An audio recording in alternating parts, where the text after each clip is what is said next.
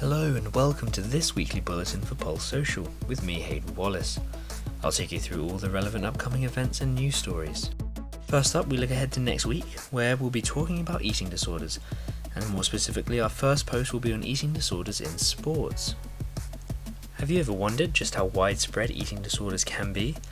Well, even athletes struggle with them. Anorexia, bulimia and other forms of eating disorders are all found among athletes across various sports. Sports where athletes with eating disorders are more common include swimming, long distance running, gymnastics and more. So if you work in sport, check it out, as we also talk about what you can do to help those struggling. Next, we look at the impact of eating disorders in Wales. The rates of eating disorders have risen drastically over the last 10 years, and even more so during the coronavirus pandemic. Yet access to top-level care and support is still very limited in Wales, with people suffering from eating disorders having to travel to parts of England and even Scotland just to receive inpatient care. And there's more information on that in the blog post as well. And lastly, we travel to the Middle East to look at how eating disorders are increasing in Abu Dhabi and Dubai of the United Arab Emirates. As obesity levels have risen among adults, so have levels of eating disorders among adolescents. There are a wide range of factors, but some medical professionals claim those two changes are very much related. They also cite changes to culture and standards of women's body ideal.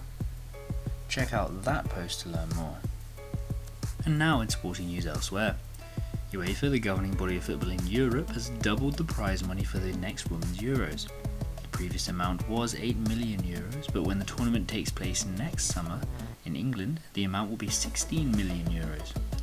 While the monetary increase is welcomed by many, there are also those who are critical of the amount, as it is only 4.3% of the prize money of the men's tournament. Emma Hayes, manager of Chelsea, said that it's nowhere near the amount of prize money needed. The tournament takes place next year during the summer, with the draw for the group set to take place next month. And Emma Radekanu, British number 1, has split with her coach shortly after winning her first Grand Slam title. The 18-year-old superstar hired her coach Andrew Richardson for the summer tournaments in the USA. At the time of entry, she was ranked at 150th in the world. Now, having won the US Open, she's 22nd. Her decision to leave Richardson comes as she prepares for a full-time career on the WTA Tour, which is a different level of consistent competition for the young champion.